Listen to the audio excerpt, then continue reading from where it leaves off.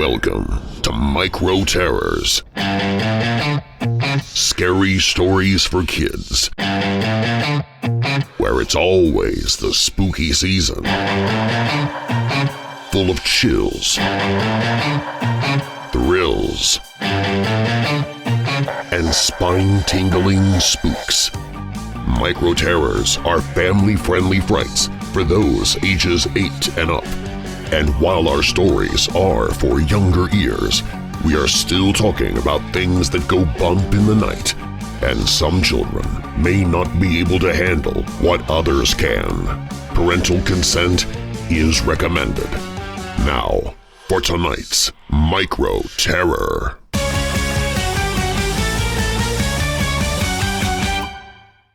My First Pet by Fionna Cosgrove, narrated by Darren Marlar.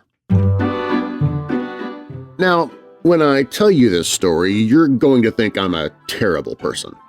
But I want you to keep an open mind. Imagine you've wanted a pet your whole life. Imagine you borrowed every book on dogs from the library 20 times over and visited your local pet store so often they greet you by name.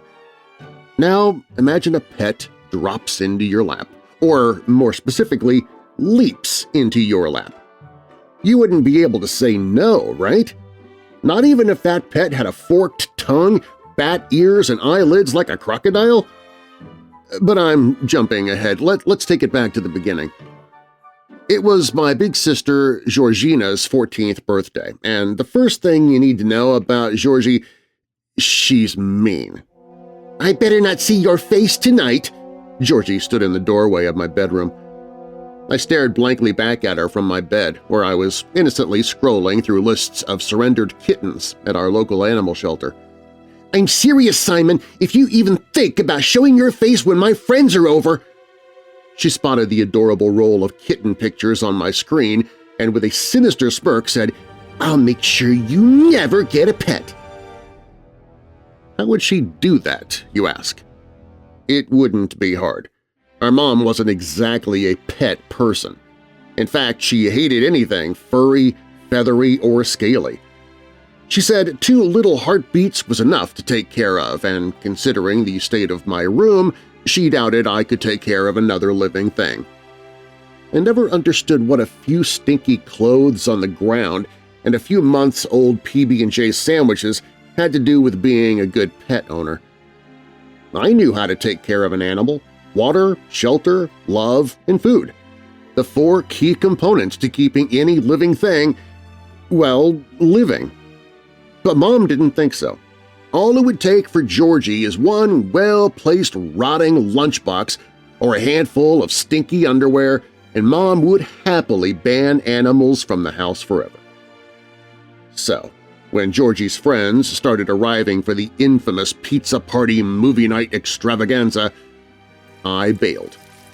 I rode my bike past the school, then all the way down Main Street towards the old graveyard. The sun was setting when things started getting weird. Everything went real still. Not a lick of wind. Not one chirp from a cicada. I couldn't even hear a car in the distance. It was like I stumbled into some alternate dimension. And maybe that's exactly what happened. I mean, it's not like I know how, I just think it would explain a lot. I slowed down when I got to the yard. The whole place was filled with overgrown weeds and vines that curled themselves around the rusted iron gates, so when I heard the little mews, I couldn't see exactly what it was. Not at first. I hopped off my bike and bent down to where I thought the noise was coming from.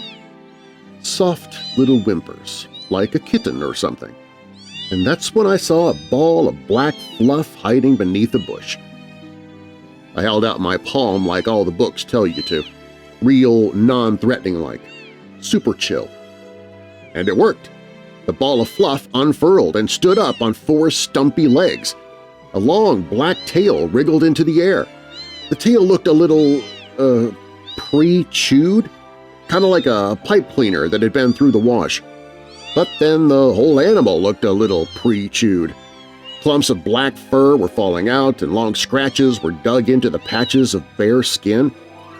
At first I thought it was a cat, on account of the mewing and the long tail. But then it looked up at me with its long snout and whiskers, so I figured maybe dog. And then it shook its head.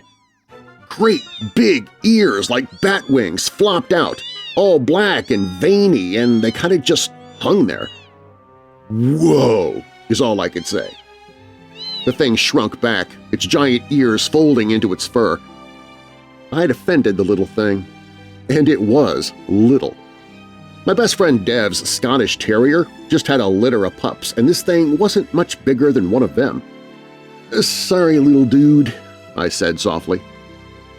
The little guy looked up at me, cocked its head, then blinked. Sorta. 2 slits of translucent skin slid across its eyeballs, like elevator doors closing. I zipped my mouth shut before the squeak rising from my insides made its way out. I didn't want to offend it again. I didn't really need to worry about that, though, because it was having a moment. What do I mean? Have you ever seen a cat cough up a hairball? It was doing that. Its wiry hair prickled along its spine, then it arched its back, and with one almighty hack of its throat, spewed up a mash of fur and bone. The smell. Ugh. The smell was worse than anything that came out of my boys' locker room after gym class. It was decay and bile with a side serving of mucus. It looked at me, and not wanting to offend him again, I said, "I bet that feels better?" It made a noise of approval, a little bit purr, a little bit squeak, and a whole lot cute. So cute, I didn't hear the growl rolling through the yard until the little guy started shivering. The noise sent the hairs on my neck rippling to attention. It felt like a dark syrup rolling over my body. The guttural growl wove its way through the brush, twisting through the gates. The little dude jumped into my lap, and I could feel it shaking, its bones fizzing like lemonade. "Is that—" I looked into the yard. "What hurt you?" The little beastie nuzzled tighter into my chest. Now, honestly, what would you do? Would you throw your new best friend straight into the jaws of some unknown graveyard monster? Or would you hop on your bike, tuck your new bestie into your jacket, and bring him home with you? I hope you said option 2, because that's what I did. My feet fumbled against the pedals as the growl grew louder, and for a minute I honestly thought whatever it was going to catch us. I could feel it on the back of my neck, like wisps of fingernails dragging across my skin. But when I skidded onto Main, it was like a switch flicked. The growling stopped, the air warmed up, and the mundane sound of traffic settled over me. By the time I got home, I decided Kronos, that's what I named him, was A, a he, and B, mine. Mom disagreed, mostly with the second part. "What is that?" Mom gasped, taking such a massive step backwards she almost toppled into the sink. "It's a cat," I assured her. "See?" I half showed Mom Kronos, keeping the ball of black fur moving so she couldn't focus on any specifics, like the ears. "We've talked about you getting a pet," said Mom. "It's a lot of work. You have to put their needs above your own, all the time. Are you going to feed it and take care of it? Make sure it has water and, I don't know, does it need walks? What is it again?" "Mom!" Georgie yelled from the living room. "It's a cat," I said again, more convincingly this time. "And yes, I can do all of that." "It's really beyond a 9-year-old, Simon." "Mom!" Georgie bellowed. "Pizza!" "1 second!" Mom yelled back, her face flushing. The kitchen was a disaster zone of pizza dough and grated cheese with a smattering of pepperoni. Kronos' nose was furiously twitching, and after some squirming, he slipped out of my hands and darted for the smorgasbord on the kitchen counter. I went to grab for him, but Georgie's next bellow had me clamping my hands over my ears. "Mom! We're hungry!" Mom pressed her eyes shut and took in a deep breath. At the same time, the oven timer went off and the pot of pizza sauce on the stove started bubbling over. If Mom was a cartoon character, right about then steam would have started blowing from her ears. "Mom! I'm coming!" Mom yelled back as she lunged for the stove of bubbling pizza lava. Then in a moment of weakness, she said, "Simon, just keep it away from me." She rushed to the oven and pulled out a pizza that was turning a nice shade of black around the edges. And that's all the permission I needed. I ducked under the bench and looked for Kronos, just spying a flicker of his chewed-up tail as he scampered up the counter. He was quick. Surprisingly quick for an animal with that much ear. He darted behind Mom's back as she slid the pizza onto the counter, then went back to spooning pizza sauce onto another circle of dough. Oh no! I spotted the telltale signs a second too late. Kronos hovered over the fresh pizza, arched his back, then threw up another concoction of partially digested insides. "Mom!" Georgie yelled as she headed towards the kitchen. I yanked Kronos from the pizza and, trying not to vomit, grabbed the handful of stomach contents and threw it into the garbage disposal. Georgie appeared in the kitchen a second later. "You!" Her eyes narrowed. "And what is that?" I tucked Kronos under my jacket. "On second thoughts," she said, "I don't care." Then she grabbed the pizza, vomit remnants and all, and took it back to her friends. Should I have said something? Maybe.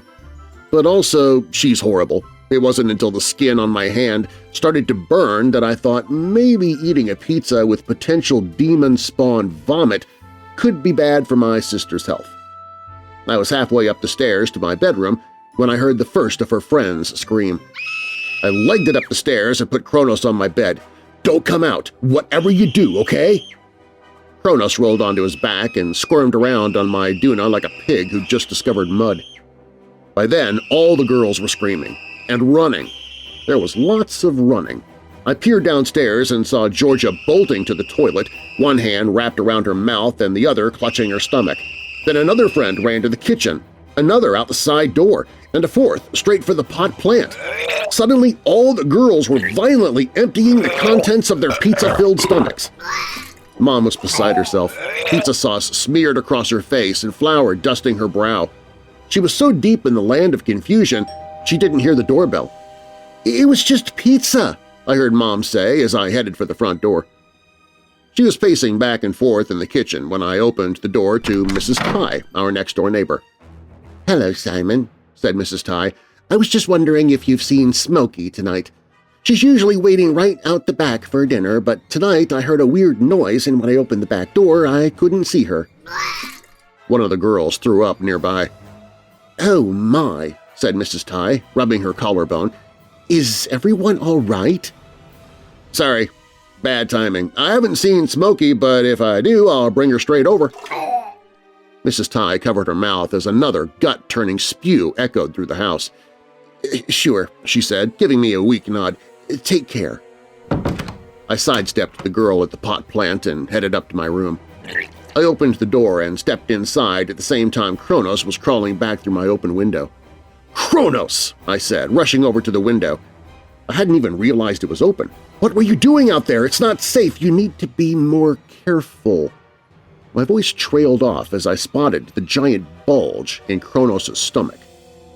He crawled onto the bed, a little less agile than before, his paws scrambling to get him and the contents of his belly safely back onto the Duna. Eventually he got up there and then collapsed on his side. He raised a paw and licked flecks of red from his dark fur. I sat next to him on the bed, giving his neck a scratch. And that's when he opened his jaw and, with a satisfied burp, ejected a little silver disc from his mouth. The disc landed upright on my Duna. The letters lit up the light of my bedroom lamp. Smokey, 8 Belridge Avenue. A sinking feeling slid into my gut. But what was I supposed to do? You put your pet's needs before your own, right? And what do pets need? Water, shelter, love, and food. Apparently lots of food. As Kronos closed his eyes and fell into a deep, contented slumber, the girls screaming just a dull roar below us, I grabbed my phone. "Hey, Dev, how many of those puppies you got left?"